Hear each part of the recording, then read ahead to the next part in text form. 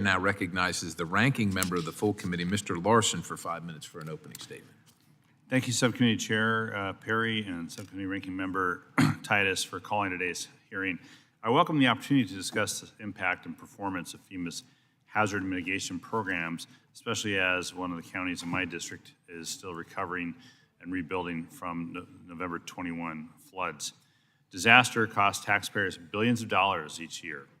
Last year, climate and weather-related disasters caused over $92.9 billion in impacts nationwide. This figure is not an anomaly. In the past 5 years, the average annual cost of disasters in the U.S. was $119 billion.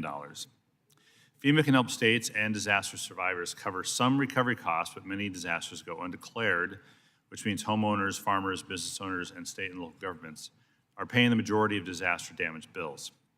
This slows economic growth and recovery. It's unsustainable as well for those who live in the path of increasingly frequent and severe disasters. So hazard mitigation does offer a solution. And according to the National Institute of Building Sciences, every $1 invested in hazard mitigation results in $13 saved. FEMA projects that nationwide adoption of modern building codes also would save $600 billion in disaster impacts by 2060. In order to reduce the cost of future disasters, Congress and FEMA have dramatically expanded the mitigation grant programs the agency offers. So before 2018, almost all of the mitigation funding FEMA provided was only available to states after a disaster. The creation of BRIC and the Safeguarding Tomorrow Loan Fund have changed that.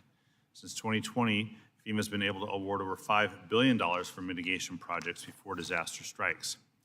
This proactive approach is needed to protect communities, and I strongly support the additional investments that the bipartisan infrastructure law made in these programs. State and local demand for pre-disaster mitigation funding is very clear.